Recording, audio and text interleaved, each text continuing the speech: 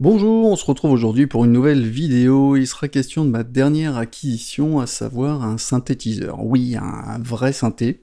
Et il s'appelle le Microfreak édition spéciale Vocodeur. Il a été créé donc par Arturia, qui je le rappelle est une société française basée sur Grenoble, réputée pour ses émulations d'effets et d'instruments virtuels, mais aussi pour ses claviers contrôleurs, ainsi que pour ses synthétiseurs qui sont connus un peu partout dans le monde. Alors pourquoi faire cette vidéo ? Peut-être qu'à un moment dans votre parcours musical, vous avez eu envie, ou vous aurez envie, d'utiliser un vrai synthé physique pour jouer sur scène ou en performance live, ou simplement pour créer vos propres sons en tournant des vrais boutons avec vos mains et pas avec un clic-souris d'ordinateur. Donc l'idée de cette vidéo est, dans un premier temps, de partager avec vous les critères, les choix en fait qui ont été les miens, qui étaient importants pour moi, correspondant à mes attentes par rapport à l'utilisation d'un synthé. Ça vous permettra peut-être d'avoir des idées sur ce qui se fait, et sur les questions qu'on peut se poser pour choisir le synthé qui correspond le mieux à vos attentes. Dans un deuxième temps, on fera un tour d'horizon du synthé, voir comment il est équipé et comment l'utiliser dans un séquenceur. Par exemple, je prendrai l'exemple avec Ableton Live. Dans un troisième temps, je vais vous expliquer brièvement comment fonctionne un synthétiseur et surtout vous démontrer qu'il n'y a rien de compliqué dans tout ça, que tout le monde peut s'y mettre et se faire plaisir avec un minimum de connaissances. Et dans un quatrième point, on verra les particularités qui font de ce synthé en fait une machine au potentiel illimité, avec une écoute de certains presets au fur et à mesure que je ferai des explications, histoire que vous sachiez comment ils sonnent, mais je ferai peut-être une vidéo à part pour vous faire une sélection de presets, tout simplement sans parler, pour que vous puissiez avoir les sons, mais ça fera l'objet d'une autre vidéo. Alors si vous êtes prêts, on voit tout ça après le générique.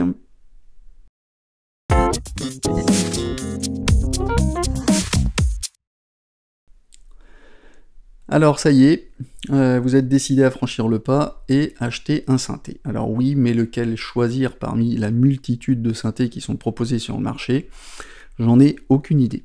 Je n'ai pas la prétention de vous dire que l'un est meilleur que l'autre, et c'est pourquoi je me suis fixé en fait certains critères afin de réduire mes choix et me concentrer sur l'indispensable suivant mes critères, qui ne seront peut-être pas les vôtres, mais au moins vous aurez une idée des questions qu'on peut se poser. Alors donc la première partie, donc mes 8 critères. Le premier, c'est le prix. Je pense qu'on sera tous d'accord sur le sujet. On aimerait bien s'acheter le dernier Moog sorti, ou l'excellent Matrix Brut d'Arturia, mais on n'a pas tous 2000 balles à mettre dans un synthé. Le Microfreak édition Vocodeur, il est vendu, écoutez-moi bien, en dessous de 300 €. Donc c'est pour un vrai synthétiseur, hein, je le rappelle. Donc niveau prix, on est bien, on est même plus que bien. Deuxième point, je souhaitais un filtre analogique. Alors, sans rentrer dans des explications qu'on verra dans la deuxième partie, le filtre permet de gérer en fait les fréquences du son, et beaucoup d'artistes et de créateurs de son, les sound designers, sont souvent attachés à la chaleur que proposent les filtres analogiques, qui enrobent le son tout en restant puissant, et ça rappelle également les synthés dits vintage, pour les nostalgiques, et le Microfreak donc propose un filtre analogique. Troisième point, concernant les modulations. Si vous souhaitez que le son ne reste pas statique, qu'il soit vivant, qu'il soit texturé, il faut obligatoirement qu'on ait des modulateurs. On y reviendra après, et qui permettent d'agir sur plusieurs paramètres du synthé qui seront modulés. Sur un synthé logiciel, sur un plugin, j'aurais tendance à dire qu'avec l'informatique, les possibilités sont multiples. Mais sur un vrai synthé, avoir plusieurs sources de modulation, c'est souvent très coûteux. Eh bien, le Microfreak, lui, avec le Microfreak, on a de quoi faire joujou. On a une matrice de modulation, ce qu'on appelle une patch B interne sans câble, qu'on appelle un patch matriciel. On a des modulateurs enveloppe, LFO et une enveloppe cyclique, j'y reviendrai plus tard. On a un clavier capacitif et expressif avec 25 touches tactiles, que l'on peut utiliser également pour moduler des paramètres grâce au toucher. Et en bonus, on a une bonne surprise dont je n'avais même pas imaginé l'existence, mais je vous en parlerai un petit peu plus tard. Quatrième point, je souhaitais avoir plusieurs moteurs de synthèse. Je voulais avoir un maximum de sources sonores, hein, donc des oscillateurs, des algorithmes pour travailler les sons, et pas uniquement des formes d'ondes simples qu'on retrouve dans les synthés dits vintage. Donc ici, on en aura 14 oscillateurs numériques pour créer quasiment n'importe quel type de son. D'ailleurs, il y en a eu dans la dernière version 3 qui vient de sortir, 3 supplémentaires, mais je ferai le petit bonus après. Au niveau des connexions, je souhaitais avoir des connexions multiples parce que j'avais besoin de ports MIDI pour échanger les informations avec les contrôleurs et les instruments MIDI externes, avec l'ordinateur aussi, avec une prise USB DIN, plus une option clock d'horloge pour synchroniser le synthé avec d'autres appareils. Je souhaitais avoir aussi des connexions CV, c'est-à-dire des contrôles voltage pour interagir avec d'autres appareils. Dans ce synthé, on aura un signal numérique qui imite des tensions de contrôle analogique, et ça fait très très bien le job. En sixième point, je souhaitais avoir un séquenceur ou un arpégiateur intégré. Je me suis dit que ce serait un plus, c'est idéal pour moi quand je crée des sons. J'aime bien faire tourner les notes en boucle, ça permet de mieux se rendre compte si le son est bon ou pas. Et les presets qui sont arpégiés sont souvent très beaux à écouter. Et la magie du Microfreak, c'est qu'il est équipé d'un arpégiateur et de 2 séquenceurs paraphoniques qui permettent d'enregistrer des modulations de paramètres en plus des notes, tout comme on pourrait le faire dans le séquenceur d'un ordinateur. Donc rassurez-vous, je reviendrai un peu plus tard sur la définition de la paraphonie. Septième point, le chargement et la sauvegarde des presets et des réglages. Oui, ça paraît évident, mais c'est pas systématique sur les synthés hardware. Donc, il y a des vieux synthés où on pouvait faire des chargements de presets avec des ROM, des sauvegardes sur des RAM, d'autres avec des disquettes, et certains où il était tout simplement impossible de charger ou de sauvegarder quoi que ce soit. On était obligé de faire un genre de snapshot, une photo de la position de l'ensemble des paramètres, ou de les dessiner sur un papier pour s'en rappeler. Maintenant, tout est simplifié avec l'informatique, mais je souhaitais absolument avoir la possibilité de charger, de sauvegarder les presets directement dans le synthé, sans pour autant être obligé de le brancher sur un ordinateur. Donc avec le Microfreak, on peut tout faire, on peut charger, sauvegarder des banques de sons depuis l'ordinateur, créer des presets et aussi les sauvegarder dans le synthé. Tout ça est possible. Et le dernier point, vous avez peut-être entendu parler du synthé polyphonique, monophonique. Est-ce que je vais avoir la possibilité de jouer plusieurs notes en même temps, ou plutôt des voix, ou une seule à la fois, donc de façon simplifiée pour le moment, une par une, on a un synthé monophonique, et quand on peut jouer plusieurs notes, plusieurs voix en même temps, on parle de synthé polyphonique. Ici, on a affaire à un synthé paraphonique, qui est en quelque sorte un mode hybride qui simule la polyphonie avec un système monophonique, mais on y reviendra tout à l'heure. Deuxième point, on va faire un tour d'horizon. Donc l'édition spéciale vocoder, elle est blanche au lieu d'être noire dans la version classique. Les dimensions sont de 31 cm sur 23 pour 1 kg seulement. Oui, vous avez bien entendu, 1 kg. Au niveau des connexions, à l'arrière du synthé, on a 2 sorties audio, donc casque standard TRS ou TS 3.5 mm, un output, une sortie ligne TRS 6.35 mm, monophonique, donc à brancher dans un ampli, sur une table de mix ou dans votre carte son. Cette prise servira aussi pour le micro code de signe pour utiliser le vocoder, mais on y reviendra après. Donc les sorties CV, elles envoient donc des tensions pour contrôler par exemple les oscillateurs d'appareils externes et plein d'autres paramètres. On a les gates où on va pouvoir déclencher d'autres périphériques externes du style activé ou pas, un type on-off. On a pressure où on va pouvoir gérer la pression ou la vélocité qui est exercée sur les notes du clavier. Tout ça on pourra le régler dans le menu Utility. Au niveau des entrées-sorties clock, ça permet de synchroniser les synthés sur des synthés ou du système modulaire externe ou sur d'autres machines. On a l'entrée-sortie MIDI, donc pour envoyer recevoir des données MIDI vers des périphériques externes. Donc on a 2 adaptateurs, prise TRS ou DIN qui sont inclus dans la boîte. On a une entrée USB DC donc qui permet de communiquer avec un ordinateur, avec donc votre séquenceur par exemple, qui pourra recevoir les notes MIDI qui sont jouées, ainsi que les valeurs de paramètres. Il fait aussi office d'alimentation. On peut même utiliser un chargeur USB standard de téléphone portable. On a un interrupteur on-off qui est pratique si vous voulez éteindre la machine sans débrancher le câble USB. Et on a un connecteur d'alimentation, un transfo pour alimenter l'appareil sur une prise électrique. Alors oui, parce qu'on n'est pas obligé d'utiliser le synthé avec un ordinateur, on peut l'utiliser sur scène, et il faudra bien l'alimenter sur une prise électrique. On a un clavier PCB pour Printed Circuits Board, où on voit en fait les circuits imprimés, donc il est polyphonique et sensible à la pression, ce qu'on appelle l'aftertouch, ou à la vélocité, comme je vous l'ai dit, le choix est disponible dans le menu Utility. On a un ruban tactile qui fait office de pitch bend pour changer les hauteurs de notes, et vous aurez compris qu'on ne pourra pas enfoncer les touches, mais qu'un simple contact avec vos doigts suffira pour déclencher les notes. On a un écran OLED qui est très net, un petit peu petit à mon goût, mais très utile pour voir ce qu'on fait. À chaque fois qu'on touche un bouton, l'écran vous indique une information utile, que ce soit une valeur numérique, un chiffre, un mot ou une courbe.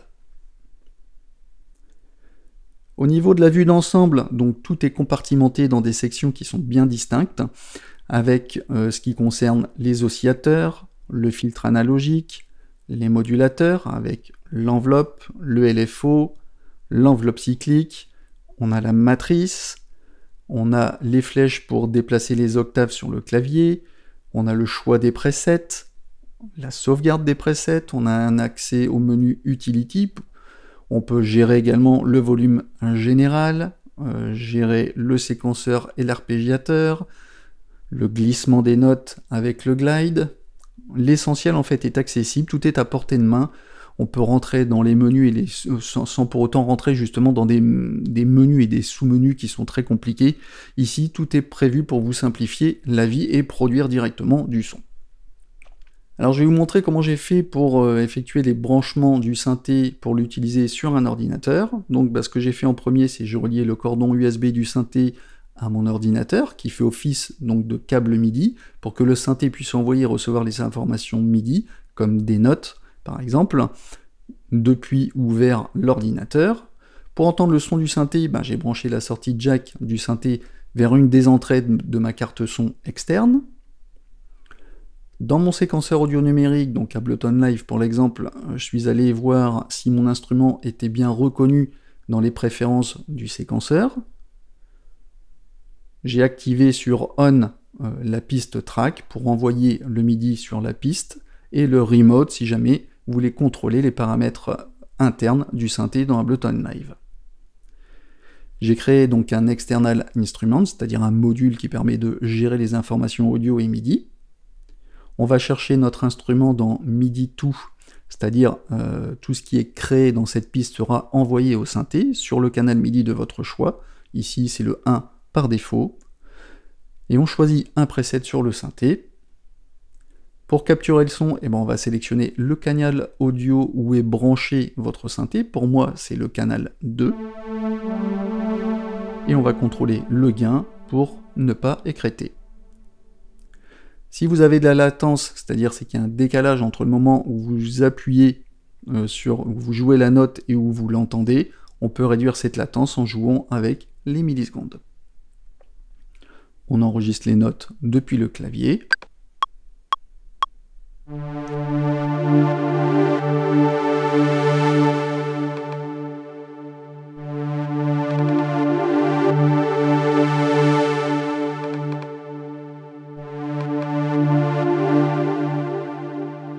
Où on les dessine depuis le séquenceur.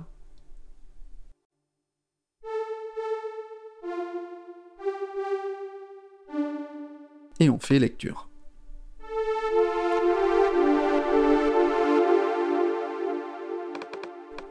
Je crée une piste audio qui servira à enregistrer l'audio du synthé, sous forme de clip audio si besoin. Je vais chercher le canal audio dans l'audio from de mon synthé, plus je vérifie que monitor est sur off pour pas doubler le son quand je joue. J'arme la piste en enregistrement, je clique sur le petit rond, pour enregistrer en direct mes notes.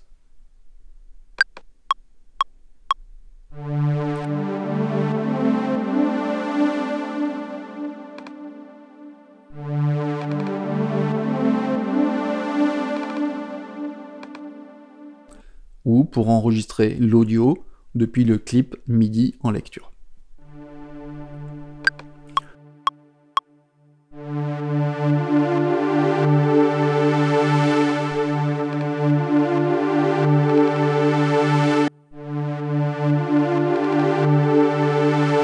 En procédant ainsi, je garde ma piste external instrument disponible si je souhaite changer en fait de son ou de preset. Alors, il existe aussi d'autres possibilités en termes de workflow, en termes de façon de travailler, où on pourrait geler puis écraser la piste external instrument pour la transformer directement, pour transformer directement le clip MIDI en audio, mais bon, je ne vais pas compliquer inutilement ce tuto. Et là, vous êtes prêt à jouer comme bon vous semble avec votre synthé et votre séquenceur. Avant de voir plus en détail les fonctionnalités de ce synthé, je vais faire, donc le troisième point, un rappel sur les notions de base à connaître sur les synthétiseurs classiques, savoir comment ça fonctionne en général. Donc on a un oscillateur qui sera la source sonore, ça peut être une forme d'onde basique, un échantillon audio. On parle d'oscillateur électronique quand il est commandé en tension, c'est-à-dire on parle de VCO pour Voltage Control Oscillator, qu'on trouve donc sur les synthés analogiques, mais il peut être aussi numérique, ce qui est le cas du Microfreak. Cette source passera dans un filtre qu'on appelle un VCF, le Voltage Control Filter, quand il est contrôlé par tension. Il retirera en fait une partie des fréquences qui sont présentes dans le spectre sonore, c'est le principe de la synthèse sonore soustractive, on retire des fréquences, mais on peut en ajouter aussi, créer des harmoniques avec des paramètres ou avec des effets, bref, vous aurez compris le principe. Pour entendre le son, il faut qu'il soit amplifié. On utilisera pour ça une enveloppe d'amplitude.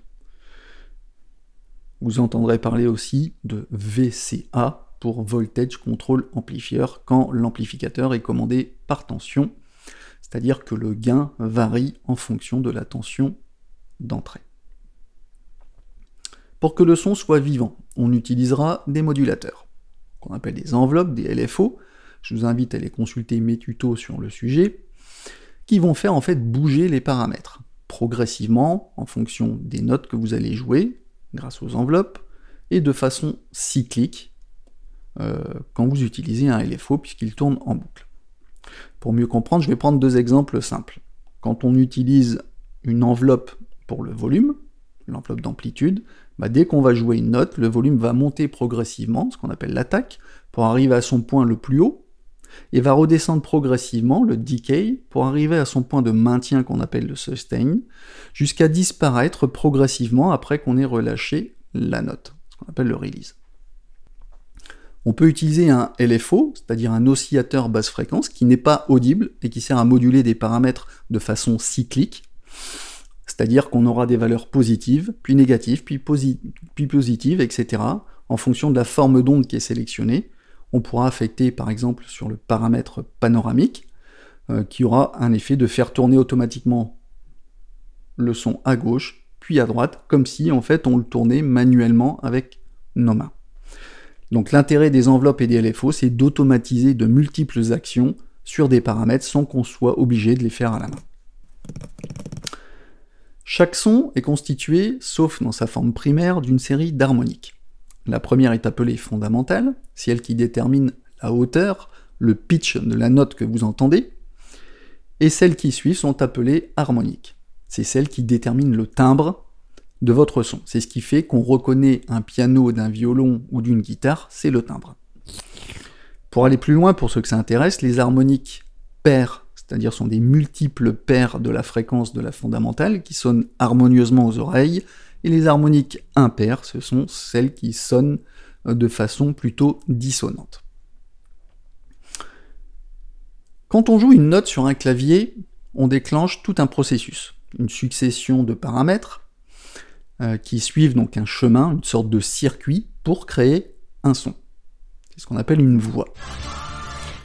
Quand un synthé ne peut jouer qu'une seule voix à la fois, on parle d'un synthé monophonique, c'est-à-dire que qu'on joue une note. Quand on joue une note, on déclenche un seul circuit. Quand il est capable de jouer plusieurs voix en même temps, on parle de synthé polyphonique, c'est-à-dire qu'il peut jouer plusieurs circuits séparés en même temps avec plusieurs notes. Alors une petite précision, petit aparté, dans ce cas, monophonique n'a rien à voir avec le son qui est diffusé en mono ou stéréo. C'est pourquoi on devrait même corriger cette erreur et utiliser le terme de monodique plutôt que monophonique pour désigner une voix. Et on parle de synthé paraphonique quand les voix partagent un même circuit avec un contrôle indépendant d'un paramètre, comme par exemple l'oscillateur. La particularité du micro-freak est qu'on peut activer le mode paraphonique 4 voix avec un bouton dédié qui va préserver le son car les voix partagent le même filtre analogique et qui va être déclenché de façon indépendante sur l'amplitude de chaque voix. C'est une sorte de, en gros, de paraphonie plus quoi. Je vous rassure, c'était la partie la plus compliquée à comprendre que je viens de vous expliquer. Alors maintenant, on va rentrer plus en détail dans le micro-freak. La particularité du micro-freak, c'est qu'il propose 14 oscillateurs numériques, plus 3 nouveaux qui viennent d'être ajoutés avec la version 3. L'oscillateur numérique, c'est le cœur même du micro-freak. C'est un circuit numérique qui génère le son, avant qu'il soit déformé et sculpté par le filtre, et les modulateurs, que sont les enveloppes et les LFO. Rappel, chaque voix contient un oscillateur numérique et 4 quand on est en mode paraphonique. L'avantage de l'oscillateur numérique est qu'il offre une palette de formes d'ondes bien plus large et plus flexible que l'oscillateur analogique. L'oscillateur du micro-freak émule de nombreux modèles de synthèse sonore qu'on pourra sélectionner avec le rotatif orange, qui s'appelle type. Les 3 autres rotatifs orange, le wave, timbre et shape, serviront à modifier le son de base en fonction de l'oscillateur qui est sélectionné. Il suffira de regarder dans l'écran d'affichage pour voir ce qui se passe. Donc voyons les 17 oscillateurs disponibles. Je vais simplifier les explications pour que vous puissiez quand même retenir l'essentiel sans que ce soit trop compliqué, avec un petit exemple sonore à chaque fois. Alors le premier oscillateur, c'est le Basic Waves. Il émule 2 formes d'ondes carrées, square, et en dents de scie, sawtooth.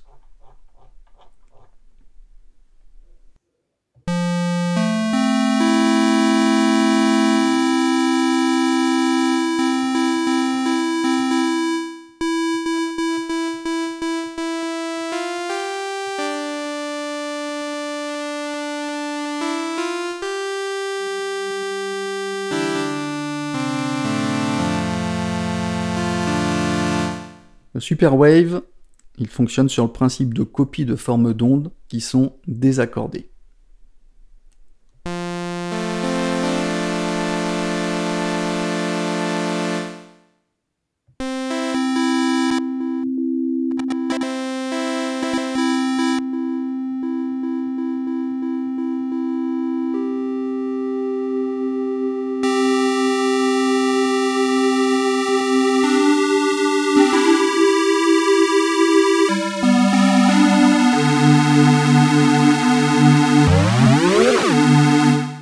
Le wavetable, c'est-à-dire la table d'onde, la forme d'onde se compose de 256 courts extraits d'échantillons sonores, qu'on appelle des samples, qui forment le cycle de l'onde.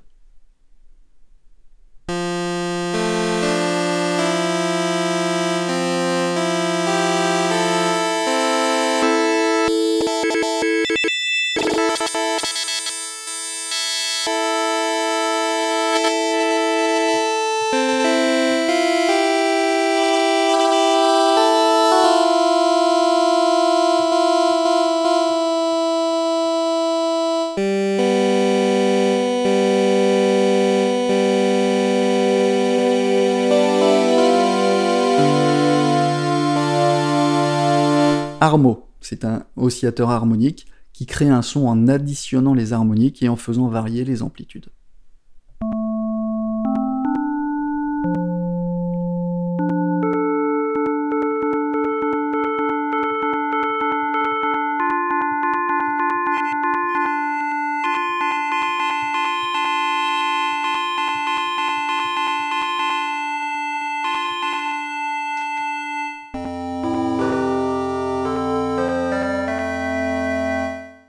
Le Karplus STR, qu'on appelle Karplus Strong, c'est une méthode de synthèse qui est développée par Kevin Karplus et Alex Strong, qu'on appelle la modélisation physique, qui permet de recréer en quelque sorte les caractéristiques physiques d'un instrument avec des calculs mathématiques, comme par exemple pour simuler la position d'un archer sur des cordes, de prendre en compte l'amortissement du son suivant le matériau de l'instrument, etc., etc.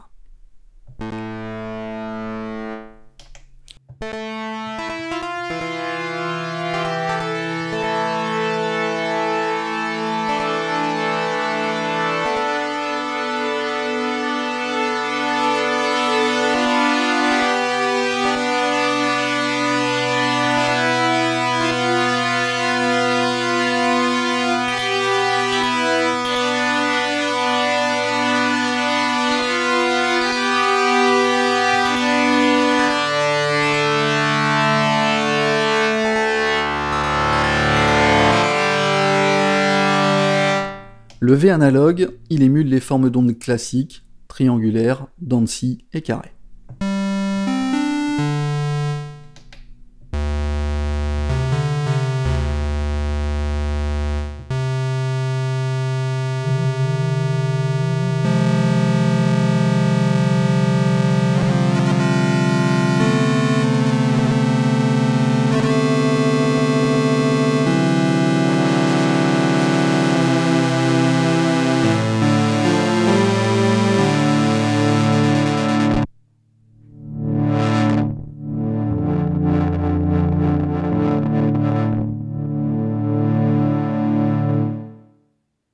Wave Shaper, c'est une combinaison de Wave Shaper et de Wave Folder. Le Wave Shaper, il joue en fait sur la montée et la descente d'une onde, et le Wave Folder, il replie l'onde sur elle-même pour éviter de saturer quand on pousse un peu trop, fort l'amplitude.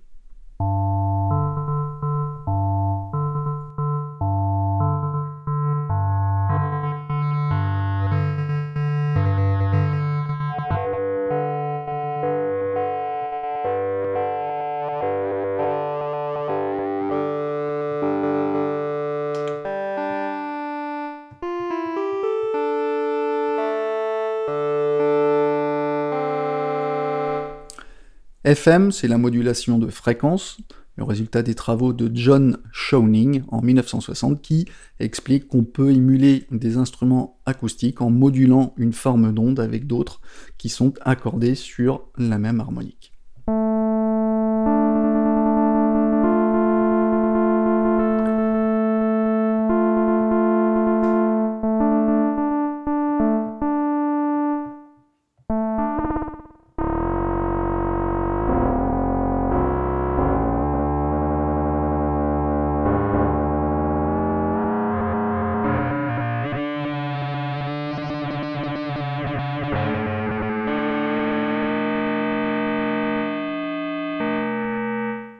Formant, la forme d'onde est découpée en petits morceaux, qu'on appelle des particules, qui seront réarrangées, multipliées, c'est le principe de la synthèse granulaire.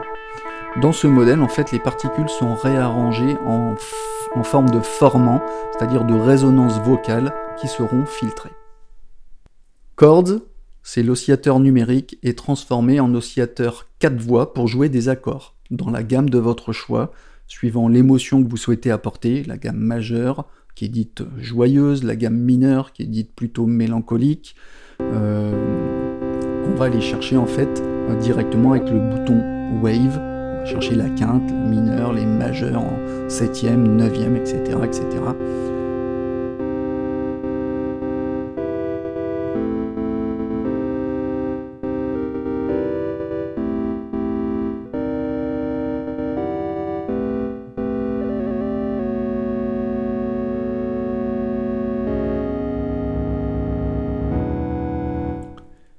Après on a Speech, qui utilise la synthèse de la parole, comme le tout premier jouet parlant, je ne sais pas si vous vous souvenez, pour les plus anciens, le Speak and Tell de Texas Instruments, qui permet de former en fait des voyelles et des consonnes de style robot. Ça rappellera des souvenirs aux plus anciens qui m'écoutent.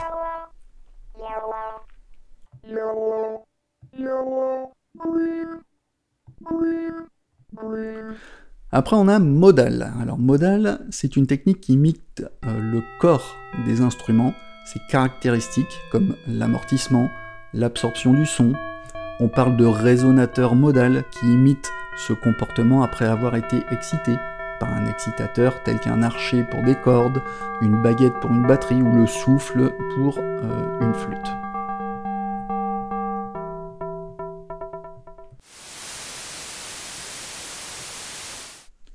Ensuite, on a un vocodeur 16 bandes. C'est ce qui permet de capter une grande partie des harmoniques qui sont issues de la voix ou d'une source audio externe, qu'on peut utiliser en temps réel avec un micro type col de cygne qui est fourni dans la boîte, pour l'édition vocodeur bien évidemment, et qui inclut par ailleurs un adaptateur qui permet notamment de brancher un casque en même temps pour écouter ce qu'on est en train de dire.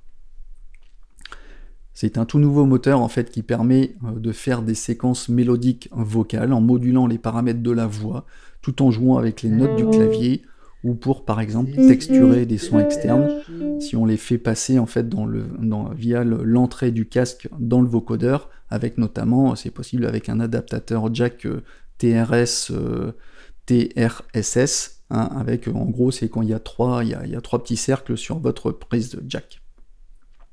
Donc lui il propose trois formes d'ondes. On a avec le bouton type, on a la porteuse, le carrier, avec les formes d'ondes sawtooth en dents de scie, pulse width pour la largeur d'impulsion et le noise pour le bruit. Hello, my name is et les boutons timbre et shape, eux, ils permettront de gérer le signal, la plage de fréquence qui est analysée avec les 16 bandes de fréquence pour transformer la voix, ainsi pour qu'elle soit un peu plus intelligible que celle d'un robot. Plus il y a de bandes, plus il y aura de précision, et on pourra apporter un peu plus aussi de clarté vocale avec la bande passante, le bandwidth de chaque filtre. Je fais un tuto sur le vocodeur. Hello, hi, comment ça va? Donc on a trois nouveaux oscillateurs qui viennent de sortir avec la dernière version 3, qui sont issus de la collaboration avec la société Noise Engineering, qui fabrique en fait des modules type Europack. Donc parmi ces trois oscillateurs, on a Bass, qui est un algorithme en fait simple qui utilise des non-linéarités combinées à une modulation en quadrature. En gros, on a deux formes d'ondes en phase opposée, ce qui permet de produire des formes d'ondes assez uniques et notamment de créer des basses assez granuleuses.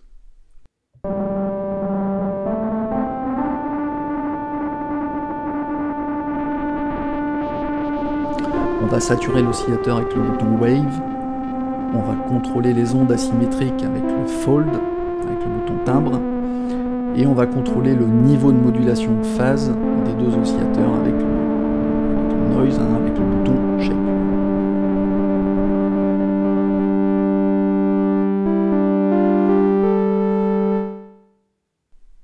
Après on a le Saw X, donc la base de cet oscillateur est un super saw, c'est-à-dire en dents de scie, mais qui propose des résultats sonores plus complexes, plus tordus, plus tranchants.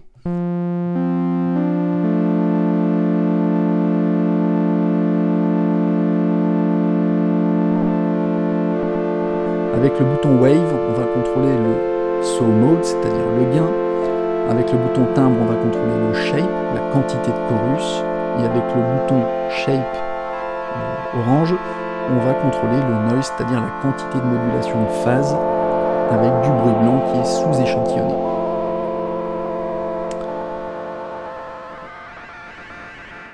Et le dernier oscillateur, le Arm, c'est un oscillateur qui combine la synthèse additive avec un pliage des partiels individuels, ce qui permet en gros de texturer le son et d'obtenir de la richesse au niveau des harmoniques qui ont été ajoutées. Avec le bouton Wave, on va contrôler la largeur des partiels, le spread. De 0, on aura plutôt un son qui va s'orienter vers l'unisson, jusqu'à un maximum qui ira jusqu'à l'octave. Avec le bouton timbre, on contrôlera le Rectify, c'est-à-dire le repli des partiels individuels, et avec le bouton Shape, on va contrôler le Noise, on va doser la modulation de phase Donc au final, on a vraiment un grand choix d'oscillateurs numériques. On va pouvoir triturer avec notre filtre analogique. On aura donc ici le meilleur des deux mondes entre le numérique et l'analogique.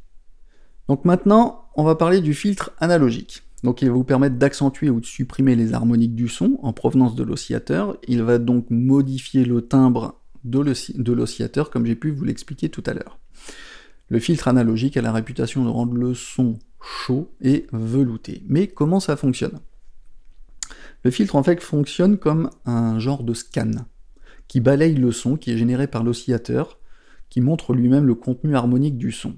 Ce scan se fait de façon soit large, soit étroite. L'axe central du scan, le balayage, est appelé résonance, ou Q, le Q. Et le point où le filtrage devient efficace s'appelle la fréquence de coupure, qu'on appelle le cutoff. Microfreak propose 3 types de filtres ayant une pente exprimée en 12 dB par octave. On a le low pass filter, qui laisse passer les fréquences basses et atténue ou supprime les fréquences au-dessus du cutoff, de la fréquence de coupure. On a le band pass qui atténue ou retire les fréquences en dessous et au-dessus de la fréquence de coupure. Et on a le high pass qui atténue ou supprime les fréquences en dessous de la fréquence de coupure. On va faire un petit test avec le V analogue et le cutoff uniquement, et voir justement ce qui se passe au niveau du visuel sur l'écran OLED.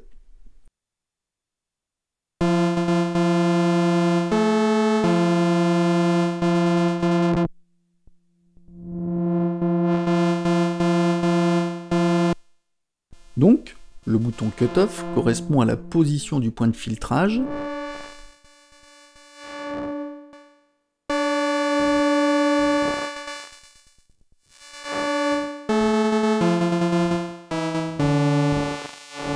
et on peut encore modifier les propriétés du filtre en réintroduisant la sortie du filtre sur lui-même. Cela crée en fait ce qu'on appelle une boucle de rétroaction, un feedback, qui entraîne un pic de résonance autour de la fréquence de coupure que l'on va contrôler avec le bouton résonance.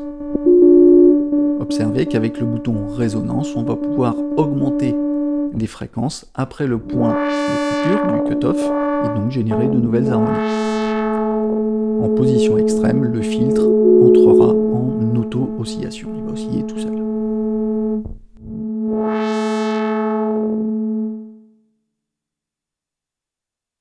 Alors maintenant on va voir les modulateurs.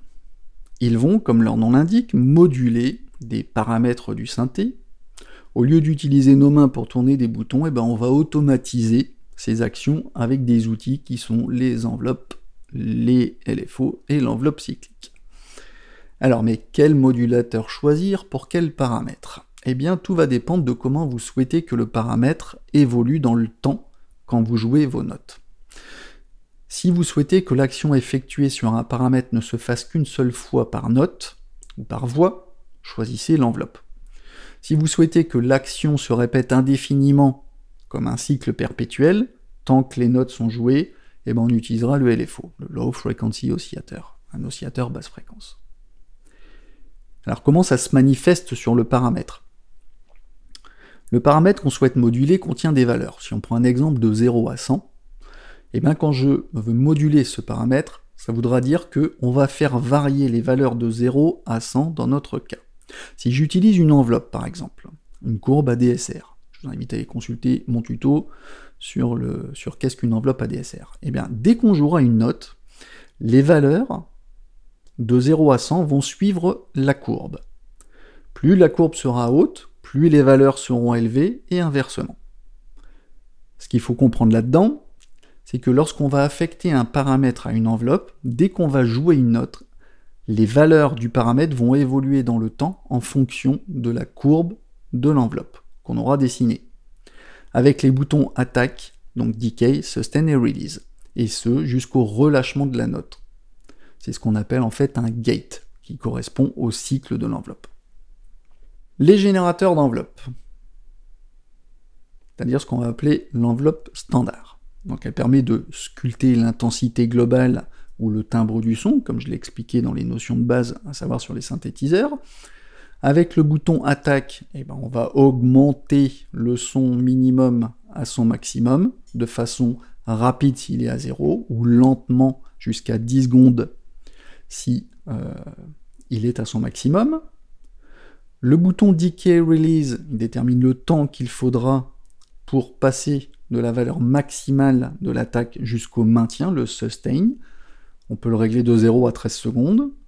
On a le bouton Sustain qui correspond au niveau de stabilisation de l'étape du déclin, du decay, donc qui correspond au maintien du son jusqu'à ce qu'on relâche la note. C'est pourquoi on parle ici plutôt d'enveloppe ADS plutôt que ADSR. Et on a le bouton Filter Amount qui dosera le niveau de contrôle que l'enveloppe enverra au filtre. Le bouton Amp Mode, quand ce bouton Amp Mode est allumé, l'enveloppe contrôlera à la fois le volume et la coupure de filtre. On prendra donc en compte l'enveloppe sur le volume afin qu'il n'arrive pas trop brusquement quand on joue les notes. On va faire un petit test avec ou sans Amp Mode avec une attaque plus longue.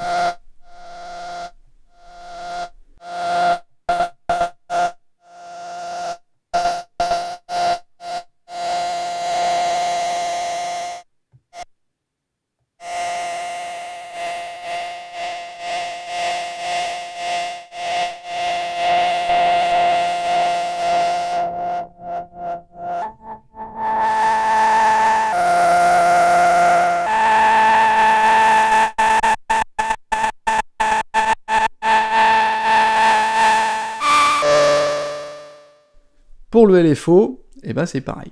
Le LFO, il correspond à un cycle perpétuel que l'on va générer avec deux paramètres, la vitesse, le rate, et les formes d'onde, shape. Par défaut, le LFO n'est pas synchronisé à l'horloge du synthé ou de votre séquenceur audio numérique sur l'ordinateur. Donc si on veut qu'il le soit, il faudra appuyer sur le bouton rate, avec un petit clic dessus, et on aura le message sync on ou off directement dans l'écran OLED. Le rate, quand on tourne le bouton, on va accélérer ou ralentir le cycle. Il est exprimé de 0,06 à 100 Hz quand on est en Hz, et quand il est en mode synchro, on a des divisions rythmiques qui vont de la maxime, c'est-à-dire de 8 sur 1, jusqu'au triolet de double croche, donc le 1 sur 16 T, quand bien évidemment le 5 est synchronisé, est activé. Shape, lui, va permettre de choisir les formes d'ondes, sinusoïdales, triangle, dents de scie montante, rectangulaire, ou plutôt carré, aléatoire, correspond au sample and hold, et aléatoire lissé.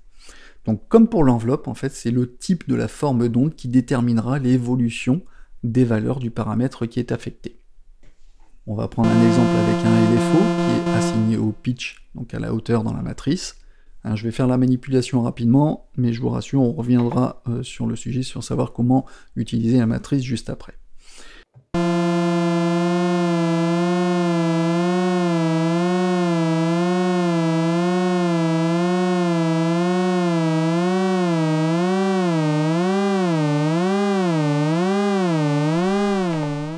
Avec une onde sinusoïdale pour le LFO, donc j'aurai un mouvement lisse et progressif sur le changement des hauteurs, qui vont suivre la courbe.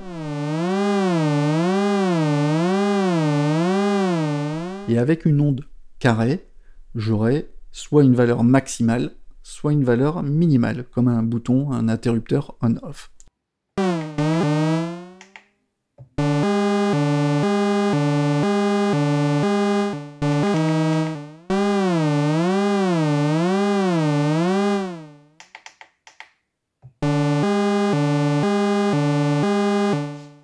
Donc vous voyez l'impact que peut avoir la forme d'onde sur la modulation d'un paramètre.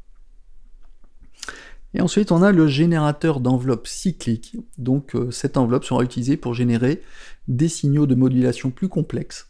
Contrairement à une enveloppe standard qui passe par tous les points en une seule fois, ADSR ou ADS, l'enveloppe cyclique se redéclenche une fois le dernier point atteint. C'est une sorte de LFO, où on peut créer nos propres formes d'ondes en créant des courbes avec des boutons. Le bouton Rise Shape, c'est comme l'attaque, la montée détermine le temps que mettra l'enveloppe à arriver à son point maximum, dès qu'une note est jouée avec les doigts ou déclenchée avec l'arpégiateur par exemple ou le séquenceur. Le bouton Fall Shape détermine le temps que mettra l'enveloppe à redescendre à son niveau 0. Le bouton Hold Sustain détermine le niveau de maintien de la valeur. Le bouton Amount dosera le niveau de contrôle de l'enveloppe qui sera envoyé aux paramètres affectés. Le bouton Shift bleu permet d'accéder donc à des fonctions avancées de certains paramètres, comme les shapes du Rise et du Fall, pour jouer le type de courbe de montée ou de descente de l'enveloppe. Vers la gauche, on aura une courbe plutôt logarithmique. Quand on tourne le bouton vers la droite, on aura une courbe plutôt exponentielle, et au centre, à midi, on aura une courbe linéaire. Il existe 3 modes pour contrôler l'enveloppe. On a l'enveloppe donc standard. On revient donc à une enveloppe standard classique avec un seul cycle. On a le run, où on passe en fait en mode comme un LFO librement, et il se réinitialise en fait quand le synthé reçoit une commande MIDI. Et l'option loop fonctionne également comme un LFO dont le cycle se redéclenchera à chaque nouvelle note jouée depuis le clavier, l'arpégiateur ou le séquenceur, ou depuis un déclencheur externe synchronisé. Donc là, je vais faire un exemple avec la matrice pour utiliser, par exemple, l'enveloppe cyclique sur le pitch, sur la hauteur.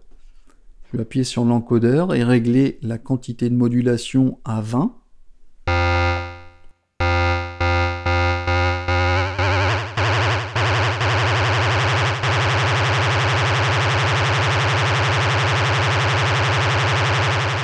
Et sur l'enveloppe cyclique, je vais mettre un rise à 200 millisecondes.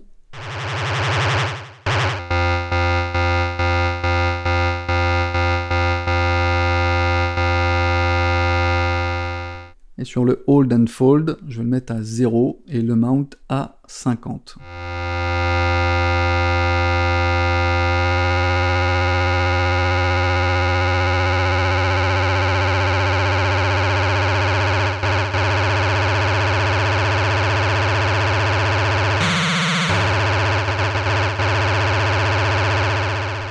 Et là, on voit que la hauteur des notes augmente et diminue lentement. Si on réduit le mount, le dosage, l'effet sera moins accentué.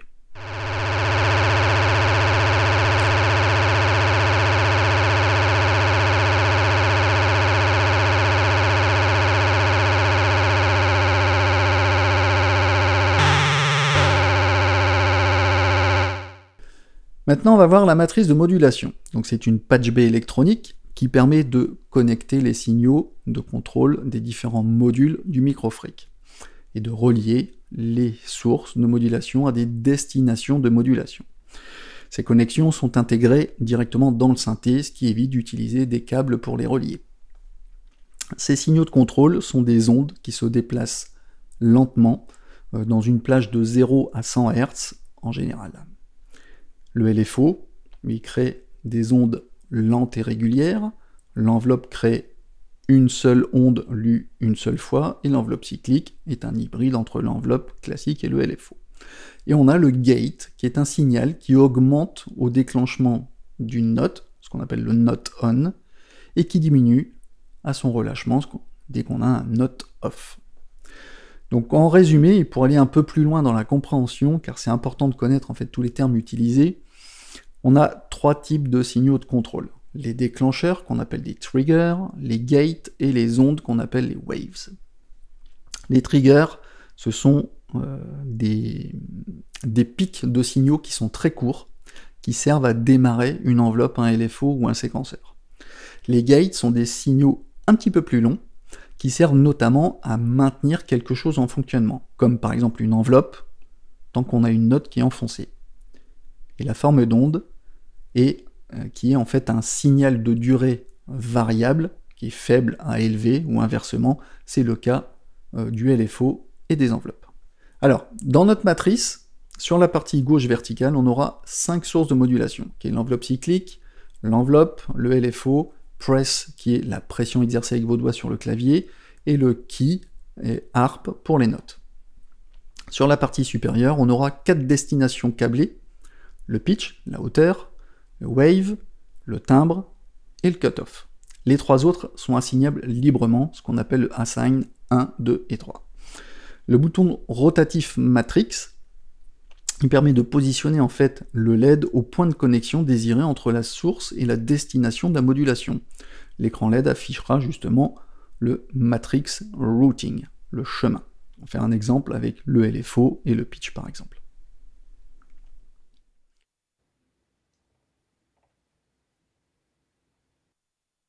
Une fois positionné, on appuie dessus pour valider notre choix et on basculera en mode édition.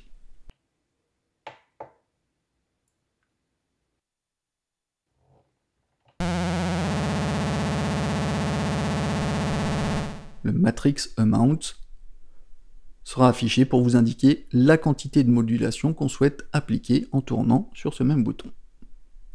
On attend quelques instants et le LED se figera en position allumée. Donc le LED vous indiquera où vous en êtes dans votre assignation. Si le LED est éteint, c'est qu'il n'y a aucun routage d'effectuer ou que la quantité de modulation est à 0. Si le LED est allumé, c'est que le routage est fait correctement, il est OK entre les 2 paramètres. Et s'il clignote, c'est que le routage est effectué, mais il est en attente du réglage de l'intensité de la modulation. Pour effacer une assignation, on revient sur le point de connexion et on reste appuyé sur le bouton Matrix pendant plus de 2 secondes. Pour assigner le Assign 1 à 3, ce sont des cas particuliers qui nous permettent de définir nos propres destinations, quasiment sur chaque potentiomètre du Microfreak. Exemple, si vous souhaitez moduler le shape d'un oscillateur, qui n'apparaît pas dans la matrice avec un LFO, c'est possible. Donc on revient avec le preset et le type à 0, donc on revient sur une basic wave, et quand on touche le shape, on entend qu'il y a un changement dans le son qui devient plus grave.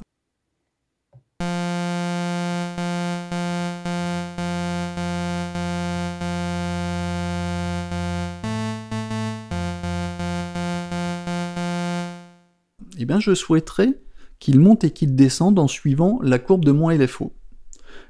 On va sélectionner le croisement LFO Assign 1 avec le rotatif matrix. Le LED clignote, puis on appuie sur le bouton pour entrer dans le mode édition, le Matrix Amount. J'appuie sur le bouton Assign 1 au-dessus du texte que je maintiens appuyé tout en tournant le bouton Shape pour assigner ce paramètre. J'appuie de nouveau sur le bouton Matrix pour assigner le dosage, le mount de la modulation.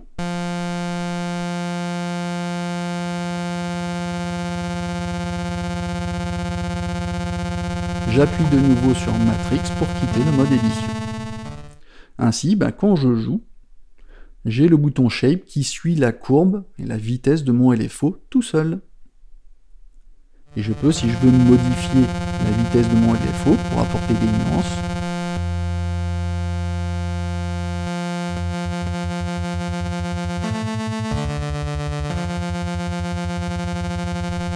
voire même de changer la forme d'onde du LFO pour observer des comportements inattendus.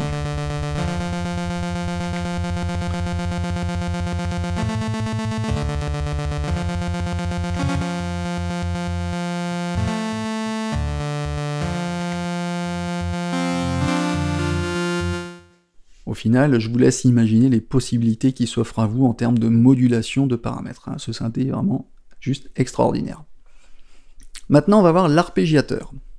Il décompose un accord, c'est-à-dire plusieurs notes jouées en même temps, en notes individuelles, une par une.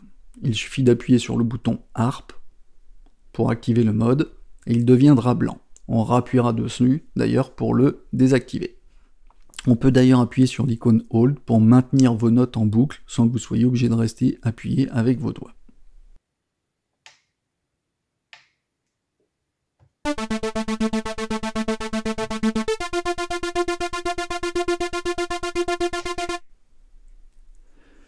Le bouton d'à côté, le Oct Mode, vous permettra de déplacer les notes au-delà de la gamme jouée, à l'octave supérieure de 1 à 4.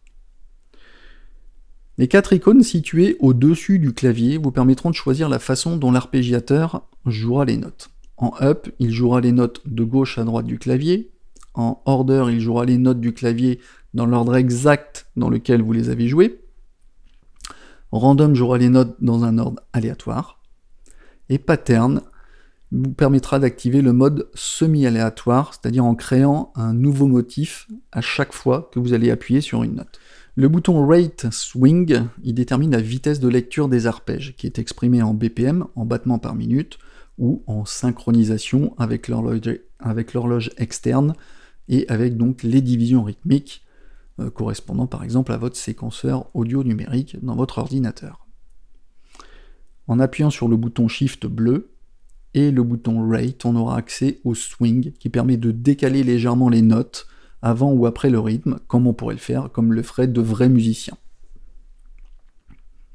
Et si jamais il y a un motif d'arpège que vous aimez, il est tout à fait possible de le transférer vers le séquenceur du Microfreak en appuyant sur Shift Up plus Up A ou Shift plus Order B, puis basculer en mode séquenceur en faisant Shift Harp séquenceur. Le séquenceur, c'est le trésor caché du Microfreak. Le séquenceur est paraphonique, il peut donc enregistrer et lire en même temps jusqu'à 4 voix qui partagent le même filtre. Il est capable d'enregistrer la note que vous jouez, la force avec laquelle vous avez appuyé sur la note, ce qu'on appelle la vélocité, ainsi que sa durée. En plus de tout ça, le séquenceur Microfreak est capable d'enregistrer des mouvements, les événements de 4 potentiomètres maximum. Le Microfreak, il est capable d'enregistrer 2 motifs, A et B. En mode play, c'est-à-dire lecture, on peut alterner entre ces 2 motifs en appuyant sur le bouton A ou sur le bouton B. La longueur du motif, c'est-à-dire du pattern, va de 4 à 64 pas, qu'on appelle des steps, qu'on pourra régler depuis le menu Preset Séquenceur Length, c'est-à-dire la longueur de la séquence. Ce choix sera identique d'ailleurs pour les 2 séquenceurs. Pour activer le séquenceur, on fait Shift Harp séquence, puisque c'est le bleu qu'on veut gérer. En activant le mode séquence, les icônes utilisées tout à l'heure pour l'harpe auront une autre fonctionnalité, bien évidemment. En mode séquenceur, donc l'icône Hold devient Tie Rest, c'est le message qui est juste en dessous, qui permettra d'allonger la durée du gate d'une note ou de créer un pas silencieux. Le Up deviendra le lecteur du séquenceur A. Order deviendra le lecteur de la séquence B.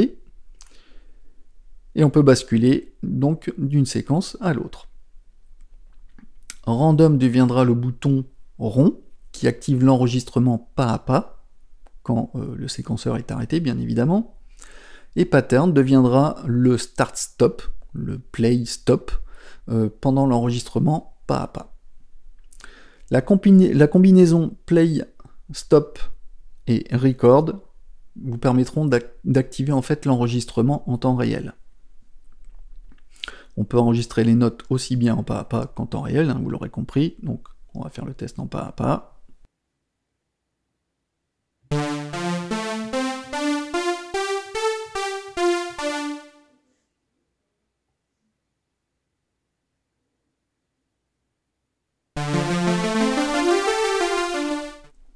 Et après en temps réel.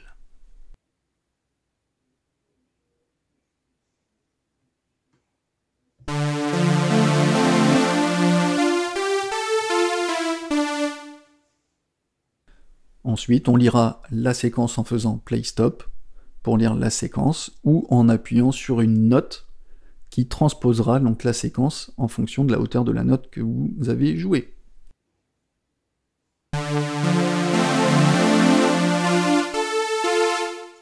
Donc soit on le laisse tourner tout seul, soit on fait dérouler la séquence avec les notes qu'on joue. Pour effacer ou remplacer une note, on sélectionnera la séquence A ou B, on arrête la lecture avec le bouton Start-Stop, on appuie sur Record, le rond, et on tourne le bouton Rate Swing pour se positionner sur la séquence ou le pas, le step que l'on souhaite effacer ou remplacer, qu'on peut visualiser d'ailleurs avec l'écran OLED. Pour remplacer on joue une nouvelle note sur la position du step, et pour l'effacer, on appuie sur Hold. Pour effacer un motif, c'est-à-dire un pattern complet, il suffit d'appuyer sur le A ou le B et de maintenir Hold en même temps. On aura un petit message sur l'écran OLED qui indiquera que la séquence A ou B est erased, pour dire qu'elle est effacée. On peut copier également une séquence A vers B ou inversement, c'est super simple. On reste appuyé sur la séquence source et on appuie sur la séquence cible. On aura un petit message à l'écran qui dit copie pattern A vers B ou inversement.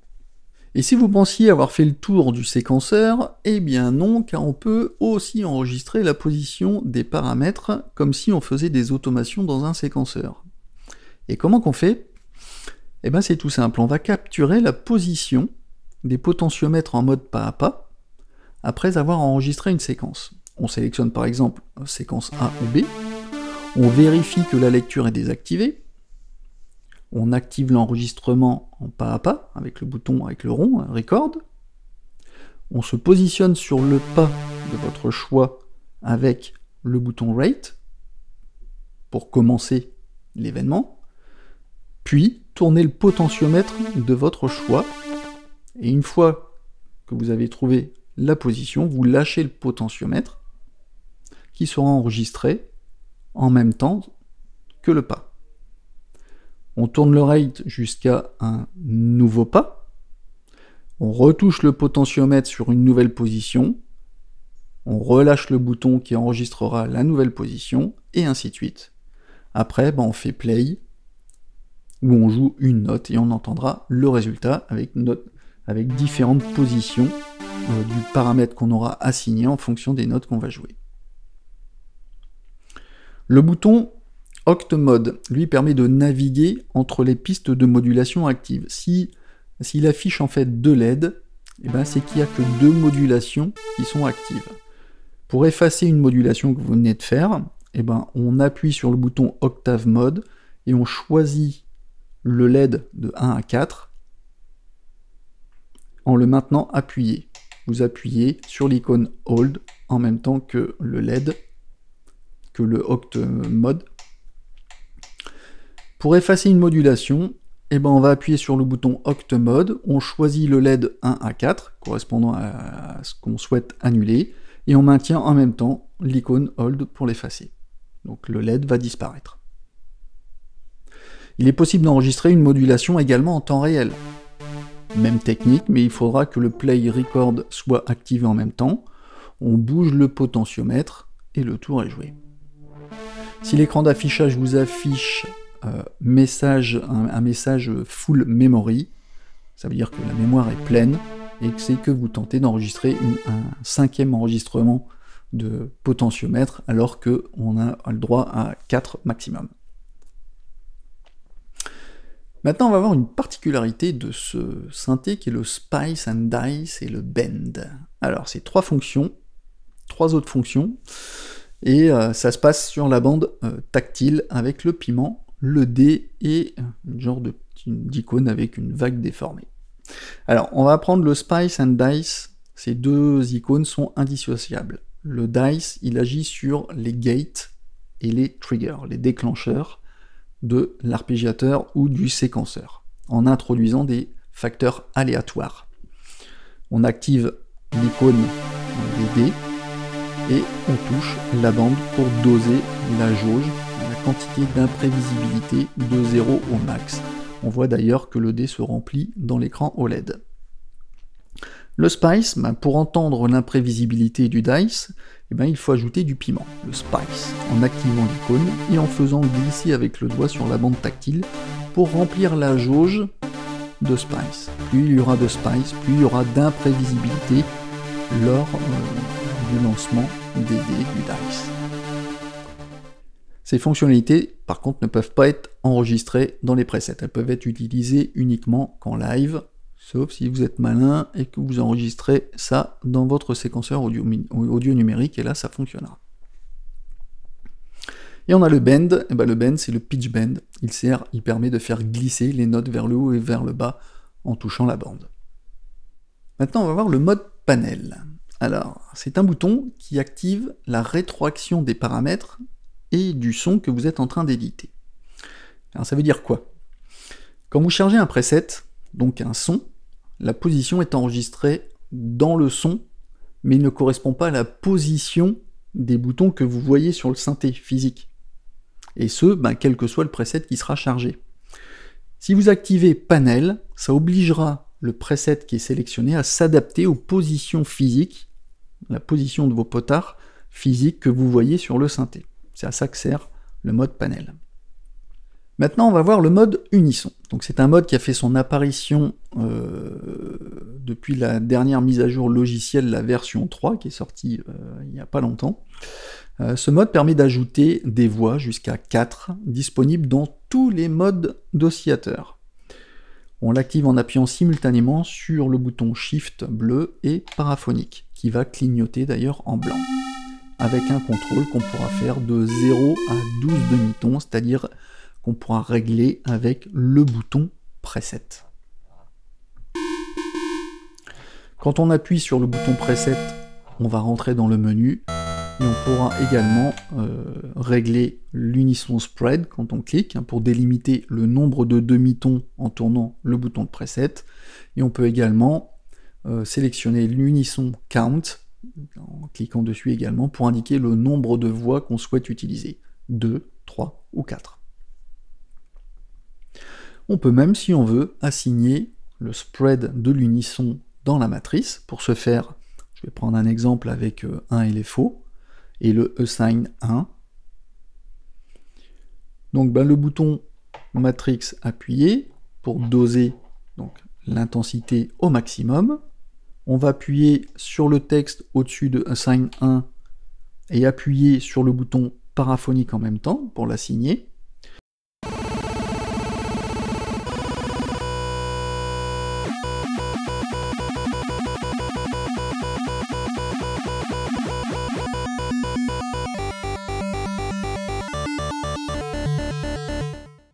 Au niveau des presets, Microfreak peut accueillir jusqu'à 384 presets dans sa mémoire, contenant des emplacements vides pour sauvegarder vos sons, et des sons d'usine qui sont à 256 par défaut.